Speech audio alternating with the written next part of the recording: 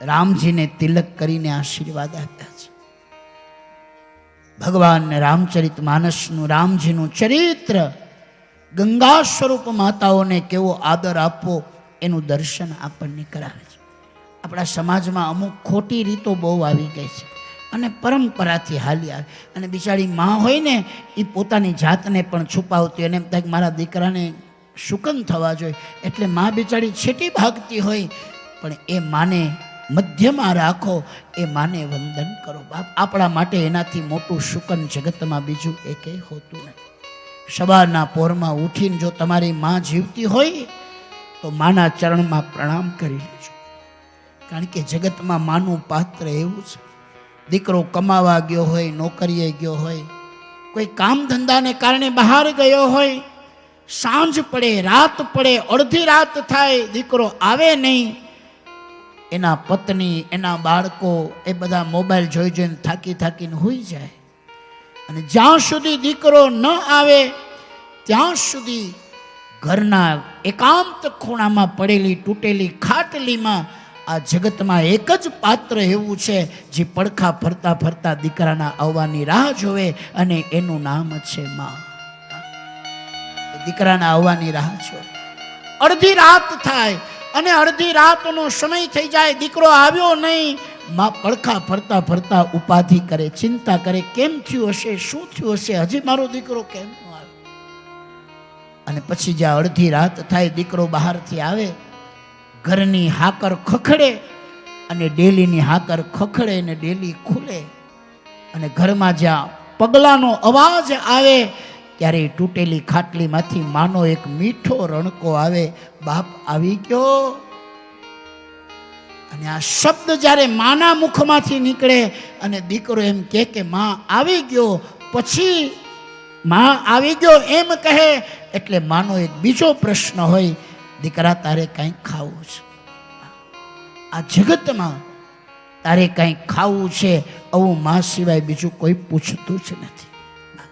આ જગતમાં માનું પાત્ર જ એવું છે જે મને તમને પૂછે કે તારે કંઈક ખાવું છે, એ કંઈક ખાધું, તારે કંઈક ખાવું છે. બાકી આજના યુગમાં બહેનો તો પૂછે છે કે હવે કેદી ખાવા લઈ જાઓ, આ ભાખરા ખાઈ ખાઈને થાક્યા, હવે અમને કંઈક બર્ગર ખવડાવો, અમને કંઈક પાઉંભાજી, અમને કંઈક હોટલમાં જમવા લઈ જાઓ. પણ આ જગતમાં એક પાત્ર એવું છે જેનું નામ છે માં. એ અડધી રાતે પહેલો પ્રશ્ન પૂછશે, એ કંઈક ખાધું છે, તારે કંઈક ખાવું છે? ખાવાનું માં સિવાય જગતમાં કોઈ પૂછતું નથી. અને એટલે આપણા સાહિત્યકારે કીધું, મોઢેથી બોલું માં અને મને હાચે જ નાનપણ સાંભળે, અને પછી મોટપની મજા મને કડવી લાગે કાગડા. માં બાળકની રાહ જોવે, ચોક્કસ જોવે. મારો પોતાનો અનુભવ તમને કહું, મારી માતાને મૃત્યુ થઈ 4 વર્ષ થયા, પણ એ 4 વર્ષ પહેલા હું કથામાં અને માં ઘરે બીમાર, સળંગ એક ધારી 6 કથા. આજ અહીં પૂર્ણાહુતિ, વળી બપોરે વળી પાછી ક્યાંક પોથયાત્રા, સવારે પૂર્ણાહુતિ, બપોર 1.5 મહિના સુધી હું સતત ને સતત કથાઓમાં. મારી બા ઘરે બીમાર હતી, અને 1.5 મહિના પછી 6 કથાનો એક રાઉન્ડ આખો હતો, એ પૂરો કરીને ઘરે ગયો, અને બીજે દિવસે મારી માએ રજા લઈ લીધી. એટલે મને એમ થયું કે માં રાહ જોઈ. 1.5 મહિના સુધી જેણે રાહ જોઈ કે મારો દીકરો કથા કરવા ગયો ને પાછો આવી જાય, પછી હું વિદાય થઈશ. કોઈના આયોજનમાં પણ વિક્ષેપ ન પડે, નકર કાળ તો ગમે ત્યારે આવીને ટકોરા દેવા. પણ આ માં છે, કાળની સામે લડીને ઊભી રહી હશે કે હમણાં નહીં, ભાગવત જે બહાર ગયું છે ને એ યાત્રા કરીને પાછું ઘરમાં આવે પછી હું જઈશ. એટલે કીધું છે, આ આપણા સાહિત્યમાં કહેવાયું છે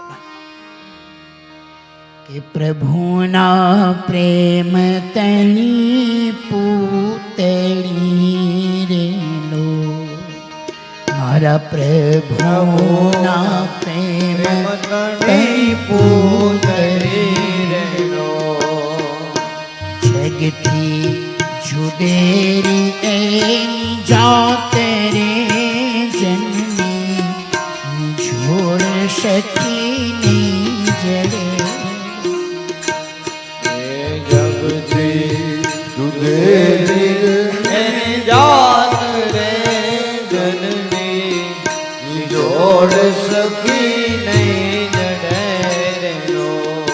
આંગણામાં કેટલી માવડીઓ બેઠે છે બાપ, અને આ માવડીઓ દીકરાની બહુ રાહ જોઈએ છે.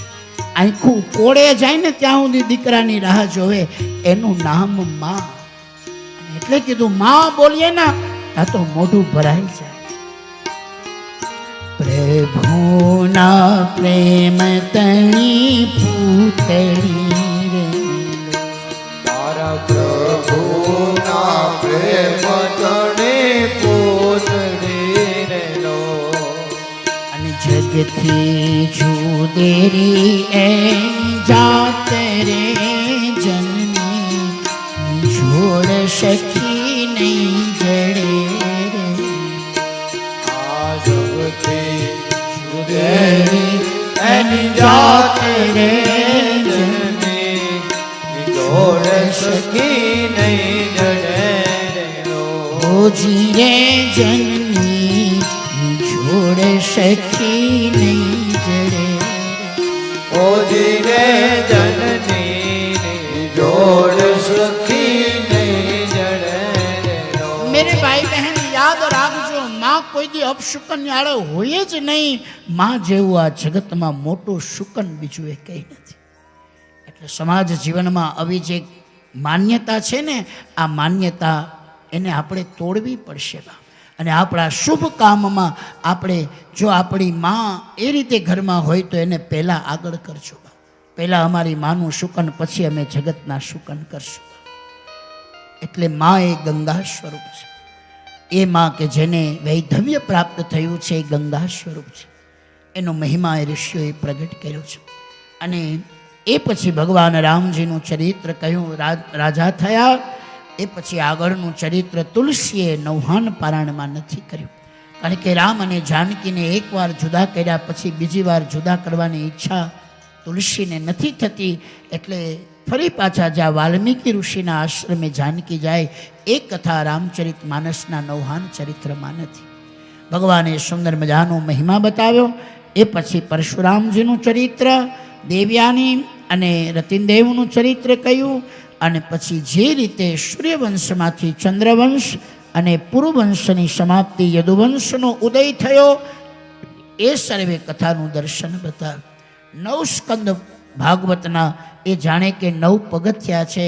ભાગવતના 9 સ્કંદ એ શ્રવણમ કીર્તનમ વિષ્ણુ સ્મરણમ પાદ સેવનમ અર્ચનમ વંદનમ દાસ્યમ શક્યમ આત્મનિવેદનમ. જાણે કે 9દા ભક્તિ છે. અને 9દા ભક્તિ રૂપી આ 9 પગથિયા જ્યારે પૂર્ણ થાય છે, દ્રઢ થાય છે, સિદ્ધ થાય છે, અને ત્યારે આ જીવ ભાગવતના 10મ સ્કંદમાં પહોંચે છે. ભાગવતનું 10મો સ્કંદ એ મારા ઠાકોરજીનું હૃદય છે. શ્રીમદ વલ્લભાચાર્યજી મહારાજે સુબોધિનીજીમાં કહ્યું, ભાગવતનું 10મો સ્કંદ એ મારા કૃષ્ણ પરમાત્માનું હૃદય છે. એટલે હવે આપણે ભગવાનના હૃદયમાં પ્રવેશ કરીએ છીએ. ભગવાન ભાગવતના અધિષ્ઠાતા દેવ કૃષ્ણની પાવનકારી કથા શરૂ થાય છે. એક આસન ઉપર બેસી અને સુખદેવજી મહારાજા પરીક્ષિતની પાસે ભાગવતજીના કથારસનો મહિમા ગાઈ રહ્યા છે. અને કથા ગાતા ગાતા મેરે ભાઈ બહેન વિદ્વાનો કહે છે કે કથા ગાતા ગાતા 4 દિવસ થયા. એક આસન ઉપર બેસી સુખદેવજી કથા ગાય છે અને એક આસન ઉપર બેસીને પરીક્ષિત કથા સાંભળે છે. ચોથા દિવસની સંધ્યા થઈ અને ચોથા દિવસની સંધ્યાએ સુખદેવજીએ મહારાજા પરીક્ષિતજીને પૂછ્યું, હે પરીક્ષિત, 4 દિવસ થયા એક આસન ઉપર બેસી અને એક આસન ઉપર બેસી અને તમે જે હરિરસનું પાન કરો છો તો આ 4 દિવસમાં તમને ક્યાંય કંટાળો કે ક્યાંય થાક કે ક્યાંય એવું? એટલે 2 હાથ જોડીને પરીક્ષિત કહે છે, નહીં ગુરુદેવ, આપના શ્રી મુખારવિંદમાંથી સરી રહેલા આ ભાગવત રૂપી અમૃતનું પાન કરતા કરતા હે ગુરુદેવ, સમય ક્યાં અને કેવી રીતે પસાર થઈ જાય છે એની ખબર પણ પડતી નથી. ન તો શરીરને થાક લાગે છે, ન તો કંટાળો આવે છે. એમ થાય આ હરિરસને પીધા જ કરીએ, પીધા જ કરીએ, પીધા જ કરીએ. કથા પ્રત્યેનો આવો અનુરાગ જ્યારે એનો જોયો છે, બહુ જ આનંદ થયો સુખદેવજીને. અને સુખદેવજી હવે એને મથુરા તરફ લઈ જાય છે. મથુરા નગરી તરફ લઈ જતા કહે છે કે હું આપને મથુરા નગરીનું દર્શન કરાવું છું. પૃથ્વી ઉપર જ્યારે દાનવો અને દાનવોની દાનવતા વધવા લાગી. ધરતી અને ધર્મ દુઃખી થયા.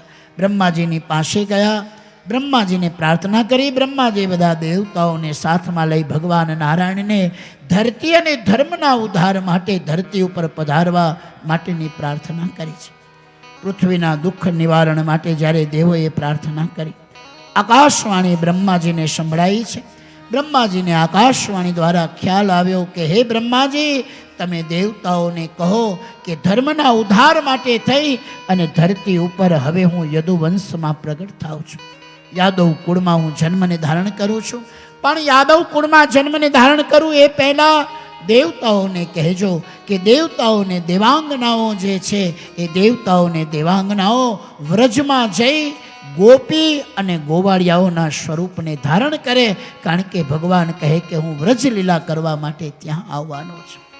દેવતાઓને બ્રહ્માજીએ કહ્યું, દેવતાઓએ બ્રહ્માજીને કહ્યું કે હે બ્રહ્માજી, ભગવાન નારાયણને કહો ભગવાનની આજ્ઞા હોય અમે વ્રજમાં ગોપીઓને ગોવાળિયાઓ બનવા તો રાજી છીએ, પણ અમારી એક ઈચ્છા છે કે અમને નિત્ય તમારા શ્રી અંગનો સ્પર્શ જો મળે, તમારા ચરણનો સ્પર્શ મળે તો અમે વ્રજમાં ગોપી અને ગોવાળિયા બનવા પણ રાજી છીએ. પ્રભુ રાજી થયા. ભગવાન નારાયણે બ્રહ્માજીને કહ્યું, દેવતાઓને કહો એમની મનની ઈચ્છાઓ હું પૂર્ણ કરીશ. એટલે દેવતાઓને દેવાંગનાઓ વ્રજમાં ગોપી અને ગોવાળિયાઓના રૂપ લઈને આવ્યા છે. વનના જે વૃક્ષ છે એ તપસ્વી સાધુ સંતો અને મહાપુરુષો છે. પૂર્ણ પુરુષોત્તમ ભગવાન કૃષ્ણની લીલાનું દર્શન કરવા માટે થઈ અને જેમ યોગી પુરુષો હોય એમ સ્થિત પ્રજ્ઞ પુરુષોની જેમ વૃક્ષ બની અને વ્રજના કિનારાઓમાં વ્રજના માર્ગ ઉપર જે ઉગ્યા છે, વૃક્ષ બન્યા છે અને ભગવાને સુંદર મજાના ભાવને ગાયો છે. કૃષ્ણોપનિષદમાં કહ્યું, દેવતાઓએ પરમાત્માને પ્રાર્થના કરી અને હે દેવ, અમને આપનો નિત્ય અંગ સ્પર્શ આપો. પરમાનંદ કહેવાય છે એ નંદ થયા અને મુક્તિ દેવી એ સ્વયં યશોદાજી થયા છે. માયા 3 પ્રકારની કહી છે, સાત્વિકી, રાજસી અને તામસી. આ વૈષ્ણવી માયાને જીતવી બહુ જ કઠિન છે. કૃષ્ણોપનિષદમાં કહ્યું છે કે દેવતાઓ જેને બ્રહ્મ વિદ્યા કહે છે એ જ દેવકી છે અને જેને વેદ કહે છે એ જ સ્વયં વસુદેવ છે. એટલે બ્રહ્મ વિદ્યા અને મેરે ભાઈ બહેન, બ્રહ્મ વિદ્યા અને વેદનું જે સાર તત્વ છે એનું નામ છે કૃષ્ણ. ગોપ અને ગોપીરૂપ થયેલા એ દેવતાઓ અને વૃંદાવન નામના એ પવિત્ર વનની અંદર રમમાણ કરી રહ્યા છે. સુખદેવી રાજા પરીક્ષિતને કહે છે, હે પરીક્ષિત સાંભળો, હું તમને મથુરા નગરીમાં લઈ જાઉં છું. મથુરા નગરી છે યાદવોની રાજધાની. મથુરામાં મહારાજા ઉગ્રસેન રાજા રાજ્ય કરે છે. એમના રાજકુમારી જેનું નામ છે દેવકી, અને આ દેવકીનું વિવાહ વસુદેવની સાથે ઉગ્રસેન રાજાએ કર્યું છે. દેવકીને પોતાનો કોઈ સગો ભાઈ નથી અને એટલે ઉગ્રસેન રાજાના ભાઈના દીકરા જેનું નામ છે કંસ. આ કંસને એમ થયું કે મારી બહેનને વિવાહ કર્યા પછી, વિવાહ વિધિ સંપન્ન થયા પછી મારી બહેનને વિદાય આપવા માટે હું જઈશ. આમ કહી અને વસુદેવ દેવકીને જે રથમાં બેસાડ્યા છે, આ રથના સારથી સ્વયં દેવકીના ભાઈ એ મહારાજા કંસ બન્યા છે. કંસ દેવકીના રથને લઈ અને વિદાય કરવા જાય છે. પણ એ સમયે આકાશમાંથી આકાશવાણી થઈ કે હે કંસ, જે બહેનને આજ તું હરખ સાથે વિદાય કરવા જઈ રહ્યો છે, આ બહેનનો જે 8મો ગર્ભ છે અને 8મું બાળક એ તારો કાળ બનશે. આમ જે આકાશવાણી થઈ, કંસ ધ્રુજી ગયો અને કંસ ધ્રુજો ક્રોધ અને આવેશમાં રથથી હેઠો ઉતર્યો. દેવકીને પણ રથથી હેઠા ઉતાર્યા. મ્યાન કરેલી તલવાર ખેંચી અને જાણે હમણાં જ દેવકીનું માથું ધડથી અલગ કરી નાખશે. દેવકીને મારવાનું પ્રયોજન કંસ કરે છે. દેવકી જીવતી રહે તો એનો 8મો દીકરો જન્મ લે અને 8મો દીકરો મારો કાળ બને, એના કરતાં દેવકીને જ હણી નાખો. વસુદેવજી કંસને વિનંતી કરે, હે કંસ, તને વેર દેવકીથી નથી, તને દેવકીના 8મા દીકરાથી વેર છે. માટે વસુદેવ વચન આપે છે કે તારી બહેન દેવકીની કુખેથી જેટલા સંતાનો અવતરશે આ બધા જ સંતાનો હું તને અર્પણ કરી દઈશ. સુંદર મજાનું દર્શન બતાવ્યું. કંસ વસુદેવના વચન ઉપર વિશ્વાસ મૂકે અને બહેન બનાવીને એમણે વિદાય કર્યા છે. વિદાય થયા છે. કંસ પાછો ફર્યો. સમય વીત્યો. દેવકીને ત્યાં પહેલા પુત્રનો જન્મ થયો છે અને આ પહેલો પુત્ર લઈ વચનને અનુરૂપ વસુદેવ મહારાજા કંસની પાસે આવ્યા. કંસને એમ થયું કે આ પહેલો દીકરો છે, મને એનાથી કોઈ ભય નથી, એનાથી મને કોઈ ચિંતા નથી, અને એટલે એ પુત્ર એમણે પાછો આપ્યો છે. પુત્ર પાછો આપ્યો. એ જ સમયે ભગવાનને એમ થયું કે કંસ ઉત્પાત નહીં કરે તો મારે કૃષ્ણના રૂપમાં ધરતી ઉપર પ્રગટ કેમ થવું? કંસની પાસે ઉત્પાત કરાવવો પણ જરૂરી છે. એટલે ભગવાને નારદજીની બુદ્ધિને પ્રેરણા કરી. સુંદર મજાનું એક કમળનું પુષ્પ લઈ, 8 પાંખડીનું પુષ્પ લઈ અને નારદ પ્રભુજીથી પ્રેરણા થઈ અને પ્રભુની પ્રેરણાથી જ્યારે આવ્યો છે નારદજી આવ્યા. નારદજીએ 8 પાંદડીવાળું પાંખડીવાળું કમળ એમણે કંસને બતાવ્યું. કંસને કહે, હે કંસ, જે દેવકીના દીકરાને તે હમણાં પાછો આપી દીધો. કંસ કહે કે હા, એ તો મારી બહેનનું પહેલું સંતાન હતું, મને એનાથી કોઈ ભય નહોતો. અને ત્યારે કહેવા લાગ્યા છે, નારદજી કહે છે, સાંભળો હે કંસ, આ 8 પાંખડીનું કમળ છે, આમાં કોઈ પણ એક પાંખડી ઉપર તું તારો હાથ રાખ અને પછી એની ગણતરી કરીશ તો એ પાંખડી 8મી થશે. વળી આ બાજુની પાંખડીને ઉપર હાથ રાખીશ અને ગણીશ તો એ 8મી થશે. વળી આમ પાછી ત્રીજી પાંખડી ઉપર હાથ રાખીશ અને ગણીશ તો વળી પાછી એ 8મી. આ તો દેવવાણી હતી અને દેવવાણીમાં દેવતાઓના કપટને કોઈ જાણી ન શકે. કયો દીકરો 8મો છે એ નક્કી ન કરી શકાય. કોઈ પણ પુત્રને તમે પહેલોય ગણી શકો અને કોઈ પણ પુત્રને તમે 8મોય ગણી શકો. હે કંસ, તું ગણતરી એમ કરે છે 1 2 3 4 5 6 અને 7 ને 8, તો કદાચ જે દીકરો તે પાછો આપ્યો એ પહેલો દીકરો છે. પણ હે કંસ, કદાચ દેવલોકનું ગણતરી ઉલટી હોય અને 8 7 6 5 4 3 2 અને 1 આમ જો ગણિત હોય તો જે પેલું બાળક તે હમણાં વસુદેવને પાછું આપ્યું એ દેવકીનો 8મો દીકરો થાય કે નહીં? કંસ કહે છે, હા દેવર્ષિ, મારાથી બહુ મોટી ભૂલ થઈ. એમણે સેવકોને મોકલા, વસુદેવને પાછા લાવ્યા અને વસુદેવના હાથમાંથી બાળકને ઝૂંટવી પથ્થર સાથે અફડાવી અને પહેલા બાળકને મરણને શરણ પહોંચાડ્યું. આમ કરતા કરતા 6 બાળકોને મારી નાખ્યા અને 6 બાળકોને પથ્થર સાથે અફડાવીને માર્યા છે. હવે કંસને દેવકી અને વસુદેવના વચન ઉપર ભરોસો ન રહ્યો એટલે દેવકી અને વસુદેવને કારાગૃહમાં પૂર્યા છે. કારાગૃહમાં રહેલા દેવકીના ઉદરમાં 7મો ગર્ભ રહ્યો છે. આ 7મો ગર્ભ એ કોઈ સામાન્ય બાળકનો ગર્ભ નહીં, આ સ્વયં શેષા અવતાર એવા બલરામ ભૈયાનો ગર્ભ છે. ભગવાને યોગ માયાને વિનંતી કરી, હે યોગ માયા, મારી માં દેવકીના ઉદરમાંથી એનો 7મો ગર્ભને ઉઠાવો અને કોઈને ખબર ન પડે. એમાં 7મો ગર્ભ વસુદેવના બીજા પત્ની જેનું નામ છે રોહિણી, અને વસુદેવ અને દેવકી કારાગૃહમાં છે અને એટલે વસુદેવજીના બીજા પત્ની વસુદેવના મિત્ર નંદ બાબાને ત્યાં જે રોહિણી નામે રહે છે એના ઉદરમાં આ ગર્ભને પધરાવો. યોગ માયાએ ભગવાનની આજ્ઞાથી આ ગર્ભને ઉઠાવ્યો છે અને ગર્ભને ઉઠાવી કોઈને ખબર ન પડે એમ નંદ બાબાને ત્યાં રહેલા રોહિણીના ઉદરમાં પધરાવ્યો. અને ભાગવતકાર કહે 5મા દિવસે ગર્ભ પધરાવ્યા પછી 5મા દિવસે એ ગર્ભમાંથી બાળકનો જન્મ થયો. આખા એ વ્રજમાં આશ્ચર્ય થયું કે આ શું ચમત્કાર, પણ આ મારા પ્રભુની લીલાને કોઈ પામી ન શક્યું. શેષનાગનો અવતાર બલરામના રૂપમાં થયો. એકવાર બડે ભાવ સે બોલીએ, બોલીએ બલરામ ભૈયા કી જય, બોલીએ બલરામ ભૈયા કી જય. મોટા ભાઈ બલરામજીનો જન્મ થયો અને પછી ભગવાન 8મો ગર્ભ માં દેવકીના ઉદરમાં રહ્યો છે. 8મો ગર્ભ રહ્યો. ખબર પડી કંસે ચોકી પેરો મજબૂત કર્યો અને કંસે હોવા જાય તો ઊંઘ આવતી નથી, ભોજન કરવા જાય તો જમવું ભાવતું નથી. એવી વિચિત્ર દશા કંસની થઈ.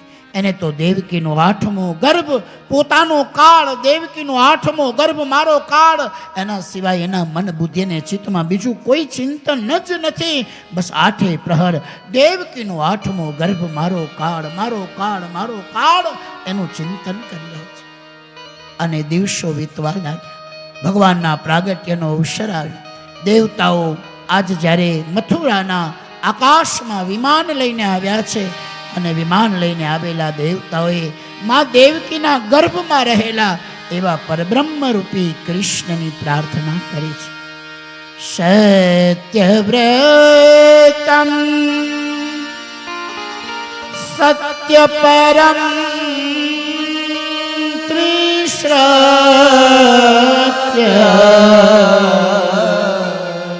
સત્યસ્યો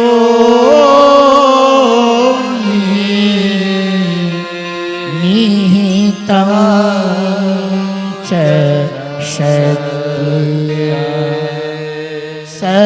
સત્યસ્ય સત્યામૃત સત્યનેત્ર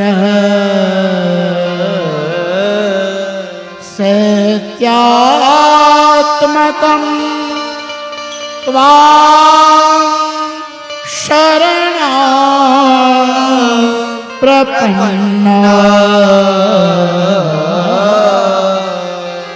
શરણં પ્રપન્ના. દેવતાઓએ માતા દેવકીના ગર્ભને ભગવાનના બ્રહ્મરૂપના સ્વરૂપની સત્ય સ્વરૂપમાં દેવતાઓએ સ્તુતિ કરી છે. દેવતાઓના મનોરથોને પૂર્ણ કરવા માટે અષ્ટમીની મધ્યરાત્રિ ભગવાનને પ્રિય એવું રોહિણી નક્ષત્ર, મધ્યરાત્રિનો સમય થવાની તૈયારી, આકાશમાં ચંદ્રમા બિરાજમાન અને ધીરે ધીરે વાદળાઓમાંથી વરસાદની ઝડીઓ વરસી રહી છે અને વીજળીઓના ચમકારા થઈ રહ્યા છે. સુંદર મજાનો સુગંધિત મંગલ વાયુ વાવા લાગ્યો. પરમાત્મા માં દેવકીના ગર્ભમાં પધારીને જ્યાં પ્રગટ થવાની તૈયારી કરે. શ્રાવણ વદ આઠમ કી રે સોહામણી સોહા. શ્રાવણ વદ આઠમ કી રે સોહામણી સોહામણી. શ્રાવણ વદ આઠમ કી રે સોહામણી સોહામણી. અરે શ્રાવણ વદ આઠમ કી રે आनंद मंगल गाए सब व्रज गामिनी गामिनी.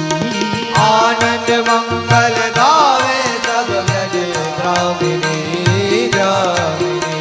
अरे वर्ष में हुलिया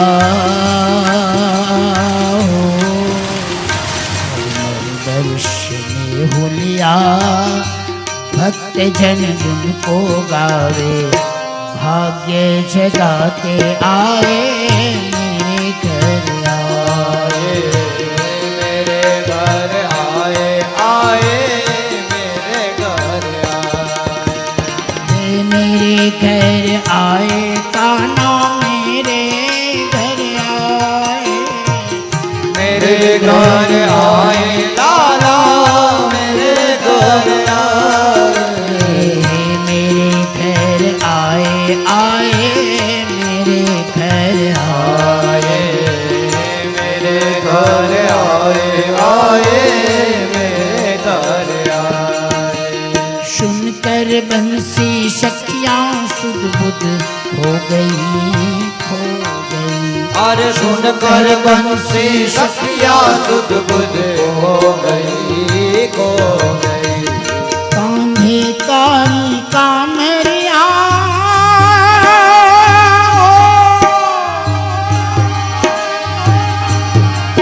कामरिया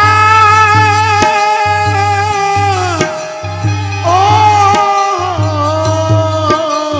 हो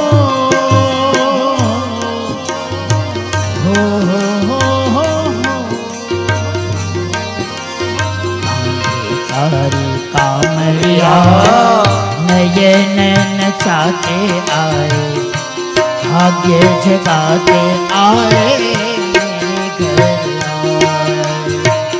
मेरे घर आए, मेरे घर आए।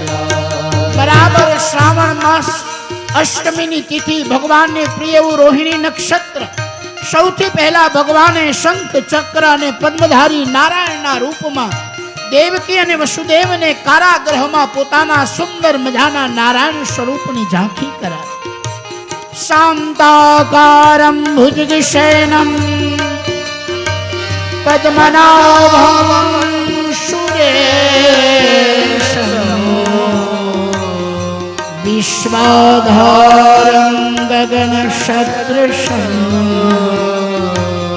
મેઘવર્ણમ શુભાંગમ લક્ષ્મીકાંતમ કમલનયનમ યોગી વિરજાનગમ્યમ વંદે વિષ્ણુ ભવભયહરણમ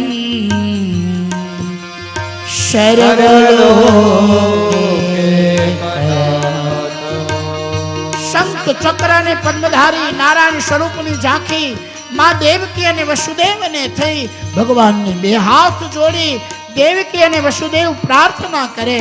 પ્રાર્થના સાંભળી પ્રભુ પ્રસન્ન થયા. ભગવાન કહેવા લાગ્યા છે, હે માં, તારે ત્યાં બાળક બનીને હું અવતાર લઉં છું.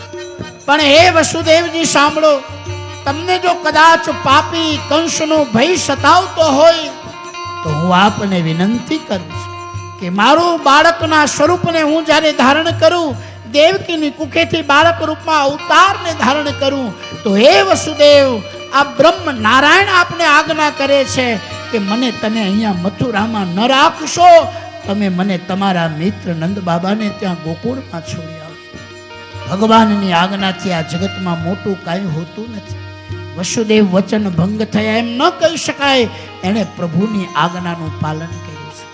ભગવાન બાળક બન્યા છે અને બાળક બનેલા ભગવાનને પરાણે હઠ કરી અને દેવકીની કુખમાંથી ભગવાનને તેડી લીધા છે. દેવકીની આંખો ચોટી ગઈ છે. ભગવાનનું સ્વરૂપ કેવું અદ્ભુત, કેવું દિવ્ય છે. કરાર વિંદે ન પદાર વિંદમ મુખાર વિંદે વિનિવેશયંતો વટસ્ય પદ્રસ્ય કુલેશયાનો પારમ મુકુંદ મનસા સ્મરામે. શ્રી કૃષ્ણ ગોવિંદ હરે મુરારી નાથ નારાયણ વાસુદેવ જીહવે પીબસ્વા મૃત હેતદેવ ગોવિંદ દામોદર માધવ ગોવિંદ દામોદર માધવ ગોવિંદ દામોદર માધવ. ભગવાનનું દૈદીપ્યમાન સુંદર બાળ સ્વરૂપની ઝાંખી જ્યાં દેવકી અને વસુદેવે કરી, દેવકીની કુખમાં સ્વયં બ્રહ્મ રમી રહ્યા છે. ભગવાન વસુદેવજીએ પરાણે હઠ કરી દેવકીની કુખમાંથી ભગવાન કૃષ્ણને તેડી લીધા છે. કઈ માનો જીવ હાલે કે પોતાના પ્રાણ પ્યારા પુત્રને જન્મતાની સાથે કોઈના હાથમાં સોંપી દે. દેવકીની કુખમાંથી પરાણે વસુદેવજીએ ભગવાનને તેડી લીધા છે. સુંદર મજાનો કરંડિયો બનાવ્યો અને સુંદર મજાનો કરંડિયો બનાવી અને પછી ઠાકોરજીને એમાં પધરાવ્યા છે. માથા ઉપર ધારણ કર્યા અને જેવા વસુદેવજીએ પોતાના માથા ઉપર ભગવાન કૃષ્ણ પરમાત્માને ધારણ કર્યા અને કંસના કારાગ્રહના બંધનો છોડવા ન પડ્યા, એની મેળે છૂટી ગયા છે. કારણ વિદ્વાનો કહે છે મેરે ભાઈ બહેન કે આ જીવ, જગતનો જીવ પોતાના મન બુદ્ધિ અને ચિત્તમાં જેથી કૃષ્ણને પધરાવે તેથી જગતના માયાના બંધનોથી એ જીવ બંધાયેલો નથી રહેતો. માયાના બંધનોથી જીવ મુક્ત થઈ જાય. બંધનોને છોડવા ન પડ્યા અને વસુદેવ બંધનથી મુક્ત થયા છે. કારાગૃહના જે સિપાહીઓ હતા, જે રક્ષકદારો હતા, આ બધાને ઊંઘ આવી ગઈ છે, બધાને નિંદર આવી અને ગાઢ નિંદરમાં બધા સૂઈ રહ્યા છે. ભગવાન વસુદેવજી કૃષ્ણને પોતાના શિર પર ધારણ કર્યા, હીરા પગલા ભરતા ભરતા યમુનાના ઘાટ ઉપર આવ્યા. આકાશની અંદર વીજળીઓનો ચમકાર થઈ રહ્યો છે, મોરલાઓ ટહુકાર કરે, વીજળીઓ ચમકી રહી, સુંદર મજાની વર્ષાની ઝીણી ઝીણી સુંદર મજાની વર્ષાની ધારાઓ વરસી રહી. અને વાસુકી નાગને એમ થયું મારો ઠાકુર પલળી ન જાય એટલે સુંદર મજાની ફણાની છત્રી બનાવી છે. વસુદેવ ભગવાનને લઈ યમુનાના કિનારે આવ્યા. યમુનાના કિનારે આવ્યા, યમુનાના નીર ઉફાણા લેવા લાગ્યા. જાણે યમુના આજ પાગલ બની હોય એમ યમને મહારાણીના નીર ઉફાણા લેવા લાગ્યા. વસુદેવજીએ યમુનાના નીરમાં પ્રવેશ કર્યો અને જ્યાં યમુનાના નીરમાં પ્રવેશ કર્યો, આને પ્રવેશ થતાની સાથે જ મેરે ભાઈ બહેન ધીરે ધીરે જે આગળ વધવા લાગ્યા, છાતી સમાન નીર આવ્યા. વસુદેવજી મનમાં મૂંઝાણા, આ લાલાને લઈ અને કેમ પાર થઈશ? મનમાં ગભરામણ થવા લાગી. જેમણે ચિત્તમાં કૃષ્ણને પધરાવ્યા છે, મારો ભગવાન તો અંતર્યામી છે, ભક્તના હૃદયના ભાવને મારો ભગવાન પામી કરે. યમુનાના નીર ઉફાણા લઈ રહ્યા છે અને યમુનાના નીર ઉફાણા લઈ રહ્યા છે. વિદ્વાનો કહે છે યમુનાના નીર જ્યારે ઉફાણા લેવા લાગ્યા અને યમુનાના નીર એટલા માટે ઉફાણા લે છે, યમને મહારાણીને એમ થયું આજ મારા દ્વારે મારે આંગણે આજ 14 ભુવનનો નાથ આવ્યો છે અને જો મારા આંગણે મારો સ્વામી મારો નાથ આજ સ્વયં દ્વારિકાપતિ કૃષ્ણ પરમાત્મા પધાર્યા હોય અને ભગવાનના ચરણનો સ્પર્શ ન કરું તો મારું ભાગ્ય ફૂટ્યું. યમુનાના નીર એટલે એને ઠાકોરના શ્રી ચરણનો સ્પર્શ કરવો અને યમુનાના નીર ઉછળે છે. વાસુદેવ મનમાં મૂંઝાણા છે. ભગવાને જ્યારે વાસુદેવના મનની વેદનાને સાંભળી અને ભગવાને ટોપલામાંથી પોતાનો શ્રી ચરણ મારા ઠાકુરે બહાર પધરાવ્યો અને જ્યાં ભગવાને પોતાના શ્રી ચરણને બહાર પધરાવ્યો, મા યમને મહારાણીએ ઠાકોરજીના શ્રી ચરણનો સ્પર્શ કર્યો. મેરે ભાઈ બહેન, યમુનાજીને મહારાણી એટલા માટે કહેવામાં આવે છે, વિદ્વાનો કહે છે કે ભગવાન કૃષ્ણ બનીને અવતર્યા ધરતી ઉપર ત્યારે ભગવાનના સૌથી પહેલા શ્રી ચરણનો સ્પર્શ યમને મહારાણીને થયો છે. એટલે ભક્તિના દેવી એવા યમને મહારાણી સુંદર મજાનું દર્શન કર્યું અને યમને મહારાણી ભગવાનના શ્રી ચરણનો સ્પર્શ કર્યો અને સ્પર્શ થતાની સાથે જ એમણે વસુદેવના હૃદયની જે વલોપાત હતો એનો ઉકેલ આપ્યો. જેવા ચરણનો સ્પર્શ થયો એ જ સમય અરે જમનાજીમાં કેડીયું કાળે મારો શ્યામ આવીને મારી ટૂંકી એ જમનાજીમાં કેડિયો પાડે વાલો શ્યામ આવીને મારી બટુકી ફોડે. અરે ઘમર ઘમર મારું ઘમર ઘમર મારું વલ્લું ગાજે શ્યામ આવીને મારી એ કમર કમર મારો વલ્લો ગાજે આવીને મારી બટુકી ફોડે. મથુરાની જેલમાં કાન જન્મ્યા, મથુરાની જેલમાં કાન જન્મ્યા, મથુરાની જેલમાં કાન જન્મ્યા, ઓ મથુરાની જેલમાં કાન જન્મ્યા. વાસુદેવ એવા મનમાં મૂંઝાણા, વાસુદેવ એવા મનમાં મૂંઝાણા, વાસુદેવ એવા મનમાં મૂંઝાણા, વાસુદેવ એવા મનમાં મૂંઝાણા. જમનાજીમાં પાડે મારો શ્યામ શ્યામ આવીને મારી મટુકી જય હો એ કમ્માર કમ્માર મારો વલ્લોનું ગાજે આવીને મારી મટુકી પડે અરે ઘમર ઘમર મારું ઘમર ઘમર મારું ઘમર ઘમર હો ઘમર ઘમર મારું વલોણ બાજે શ્યામ આવીને મારી મટુકી એ કમ્માર કમ્માર મારો વલ્લોનું ગાજે આવીને મારી મટુકી પડે જય હો શ્યામ આવીને મારી મટુકી અરે રે શ્યામ આવીને મારી મટુકી પડે યમુનાજીના ઉછળતા નીરે જ્યારે મારા ઠાકુર કૃષ્ણચંદ્ર પરમાત્માના શ્રી ચરણનો સ્પર્શ કર્યો અને સ્પર્શ કર્યો એટલે યમને મહારાણી થયા.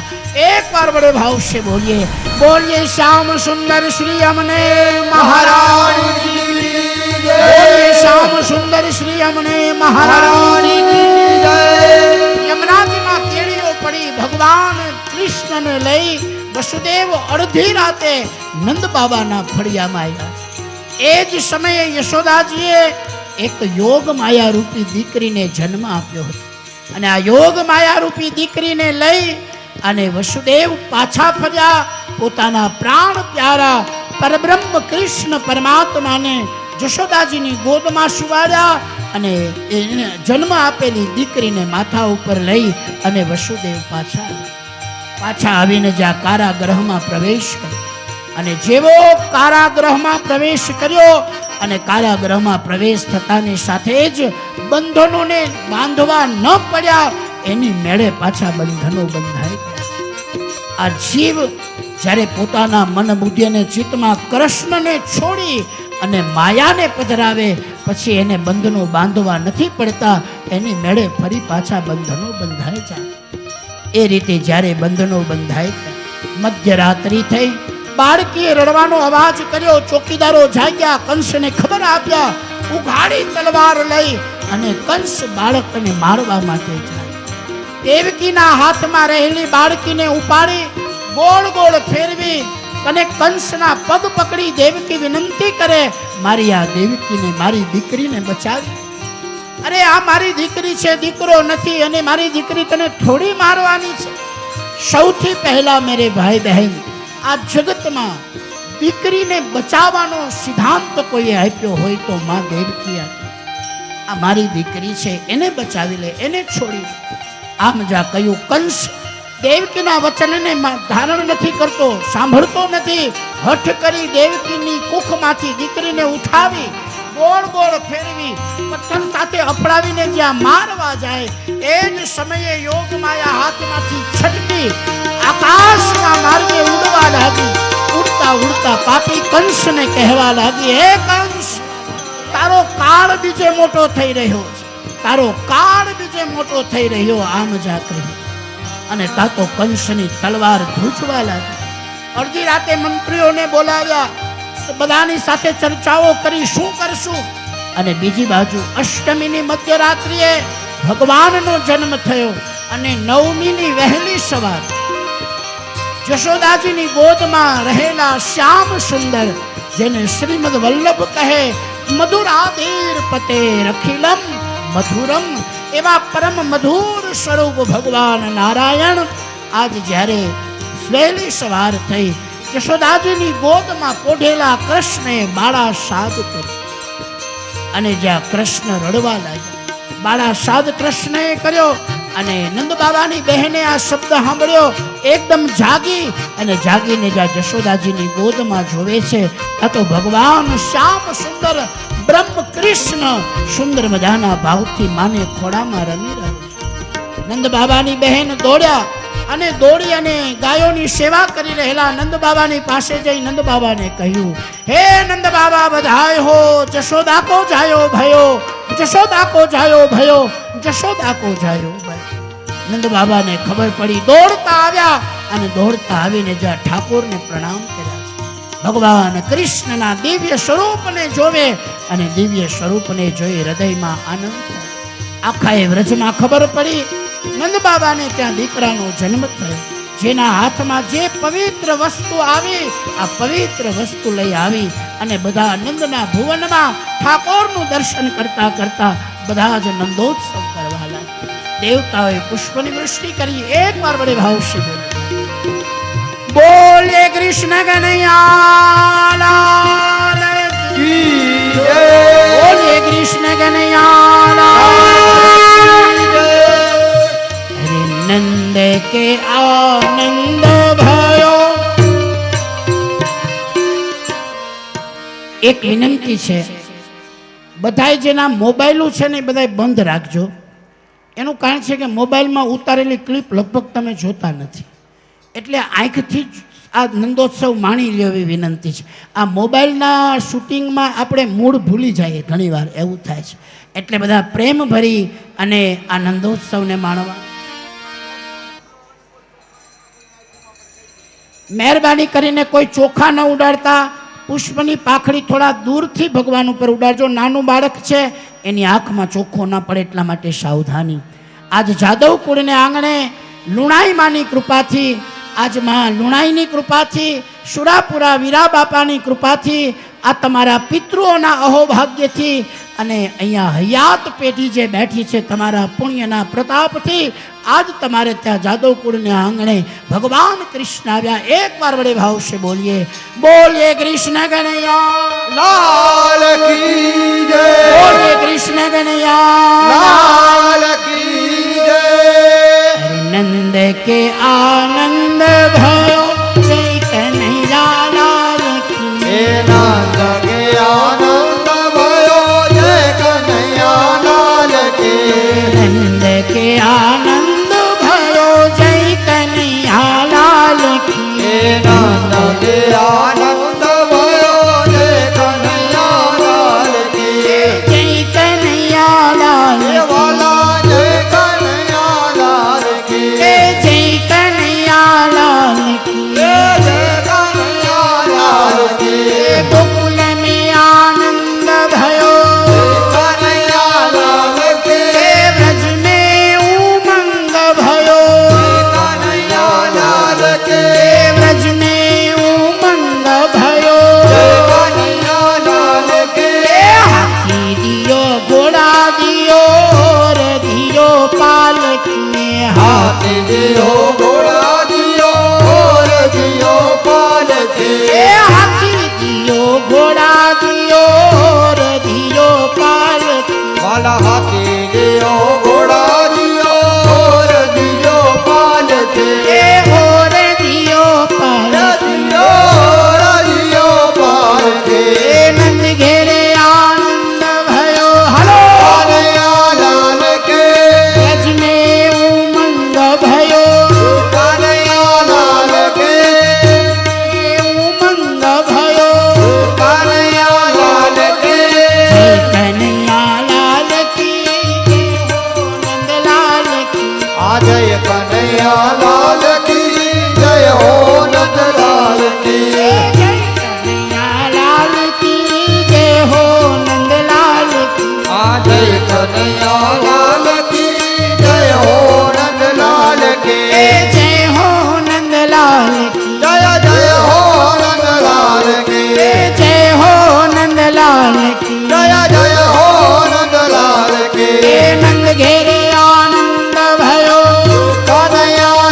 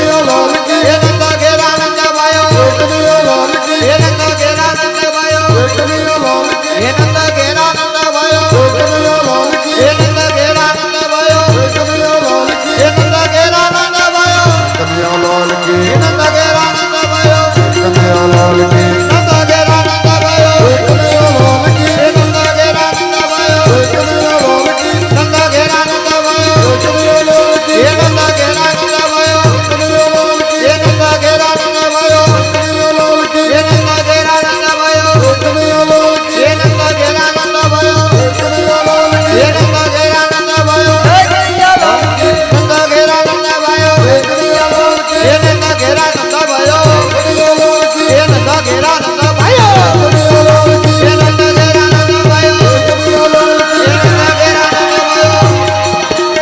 ઘેરા નંદ ભાયો હે નંદ ઘેરા નંદ ભાયો કનૈયા લાલ કી નંદ ઘેરા નંદ ભાયો કનૈયા લાલ કી આ જય કનૈયા લાલ કનૈયા લાલ કી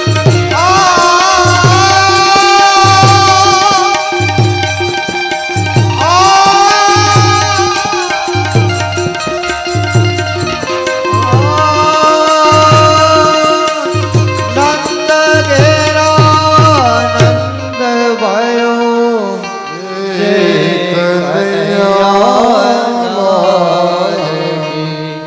એ જાદવ ઘેરે લાલો ભયો જય કનૈયા કી એ વ્રજ में उमंग भयो जय कन्हैया લાલ કી એ નંદ કે રે આનંદ भयो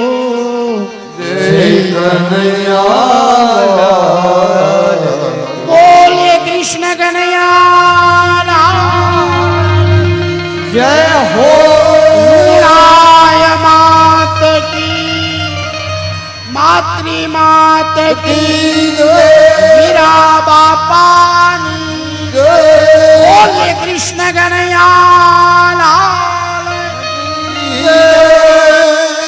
મેરી ભાઈ બહેન આજે બધાને રાસ રમવાનો છે, બધાએ ખૂબ આનંદ કરવાનો છે અને 1 મિનિટ શાંતિ રાખો. 1 મિનિટ.